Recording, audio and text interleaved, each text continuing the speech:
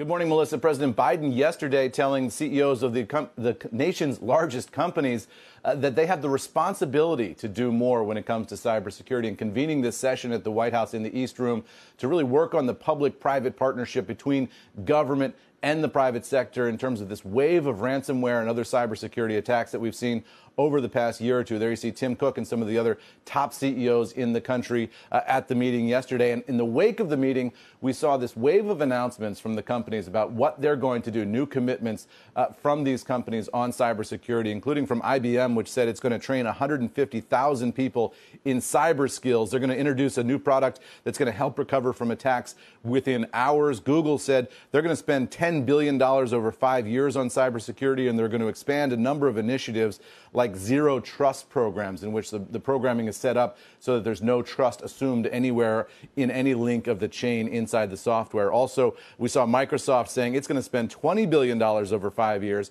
and $150 million in technology services for federal, state, and local governments to help them with their cybersecurity setup. So a fascinating meeting in the East Room at the White House. And I can tell you guys, based on my reporting, that during that meeting yesterday, one of the participants brought up to the president the idea of cryptocurrency and really called for a government crackdown on cryptocurrency, making the argument to President Biden that the fact that cryptocurrency is out there is one of the things that's fueling the fire of cyber crime, because you can get paid very quickly as a cyber criminal, and then you can make off with that money into a jurisdiction that the United States can't get at. So the idea of cryptocurrency, which I'm told came up 3 different times in this session yesterday, being a focal point for these CEOs, is a fascinating one, I think, and we'll wait and see if the White House or any of the government agencies that were involved yesterday has some response to that.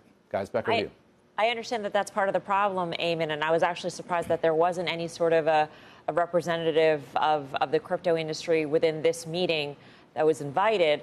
But at the same time, I mean, the root of the problem is that their defenses are not up to snuff. And so to allow a hacker to get in, fine. To enable them to have a payment system, that is a problem. But that's not the root cause. Do they at least acknowledge that?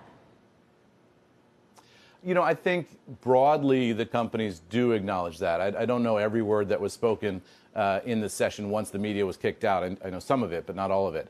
So I can't tell you for sure whether they acknowledge that or not. Broadly, the industries do acknowledge that they need to do more and that they need to tighten up security, and that's what these announcements are all about. But, you know, the argument that was made to the president yesterday, I can tell you, was that but for cryptocurrency, you would not have this wave of ransomware attacks because the crooks couldn't get paid as easily. If they had to get paid in duffel bags full of cash, you know, being dropped out of helicopters, which, remember, is how they paid the Somali hijackers years ago when that was a scourge. If that had to happen, it would just be a lot more friction in the system. It would be much more difficult to get paid. It would be much more easy to get caught, and you would have a lot less of this. That's the argument that they're making. I know that's going to bother a lot of cryptocurrency advocates out there. I see them on Twitter when I tweet about this subject, but that is the reality, and that's the argument that was made to the president yesterday. Shepard Smith here. Thanks for watching CNBC on YouTube.